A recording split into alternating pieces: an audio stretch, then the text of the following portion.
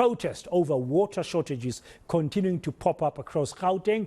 This time, residents of Crown Gardens and Robertsham in the south of Johannesburg have blocked Xavier Street with burning tyres.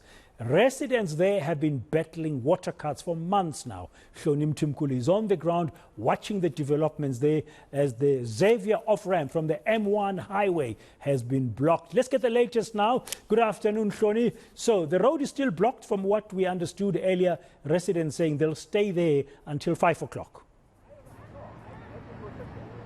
Yeah, that's right, Bradan. So Xavier Street does remain blocked on the side that's going to the N12. And I've just been told that last week a house was razed to the ground because there was no water in the for the fire extinguishers to be able to, for the fire truck to be able to extinguish that fire. So they've just pointed out that this is now another effect of another consequence of not having water in the area. But the community is continuing to protest. They have been frustrated by weeks and weeks of not having water, of having unstable water supply, of not knowing what is happening. They say that they keep hearing stories from Joburg Water about the water supply. They keep hearing stories from Rand Water about the water supplies.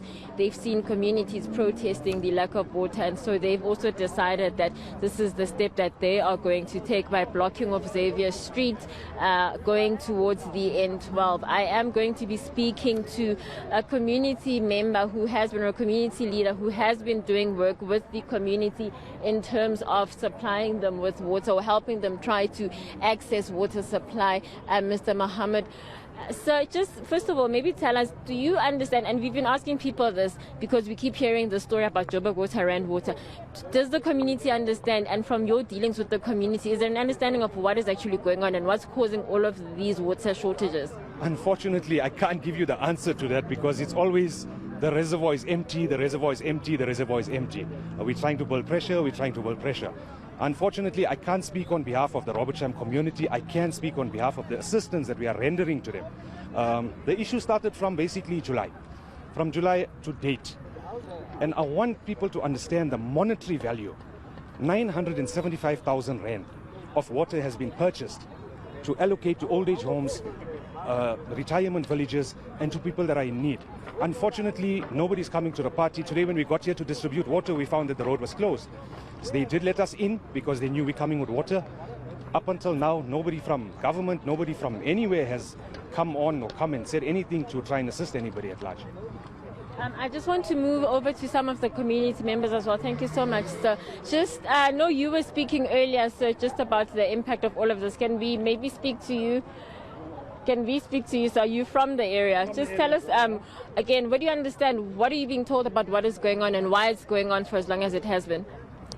All right, so as far as the council is concerned, the water department, I mean, we keep getting the generic messages of, there isn't enough water coming from rainwater, there isn't enough water in the reservoirs, in the towers, and because of that, they throttle water every day. Now, the amazing thing to me is you're throttling water every day in an area where you need water to flow for 3 or 4 days before everyone can get water. So throttling water in these areas doesn't help because it's not like electricity, you can switch it on, it'll come back immediately. And due to that, I mean, the people in Robertsham, in some streets of Robertsham, haven't had water for weeks on end because the throttling just leaves the taps dry all the time. So we need answers now from Joburg Water as to the way forward. Sorry, so you just talk about you needing answers. This sort of protesting, are we going to be seeing a lot more of this? I heard someone now say that because the frustration has built up to the extent that it has been. Look, people have held out here for almost a year, I think now, with all the water issues that we've been having, and you can only hold people back for so long. I think today, as you can see, some of them snapped, and that was that. They've taken to the street now, and I suspect that there'll be a lot more of this going forward. And then just maybe lastly, do you know where's the ward councillor? Because I heard they were trying this morning in Brixton. We got hold of the ward councillor. Where is the ward councillor for this area? A few calls have been made by a number of community members here. They haven't yet gotten hold of the councillor, so I can't answer for where that councillor is at the moment. And do we know who the ward councillor is? The ward councillors here, we're basically standing on the boundary of two wards at the moment, Ward 54 and Ward 55, and that would be Stuart Murray and Richard Alendis. The protest is more in the Ward 55 area because the bulk of the issues are lying in 55 at the moment. So Councillor Richard Alendis is the one that, that's the one that needs to come forward now. Thank you so much, sir. So, Bredan, we are hearing just about the frustration leading to all of this happening today, that this is possibly not the only day that we're going to be seeing this sort of frustration, that this community can't get hold of their ward councillor, and calls to the ward councillor have been made. This morning in Jan Hofmeyer, we were able to speak to the ward councillor who tried to explain what was happening. Either way, I don't know if those explanations are enough for the community, because they're tired of not having water for as long as they have been. And, talking to the councillor doesn't always give them results. But we also heard that sometimes when there is media attention on this water crisis, then water does return for a few days. And then after a few days, then they're back to square one. So I don't know what the solution is, but the communities are very frustrated. And we have to wonder, are we going to be seeing a lot more of the protests around water because of the increasing scarcity of water in the Johannesburg area, Britain?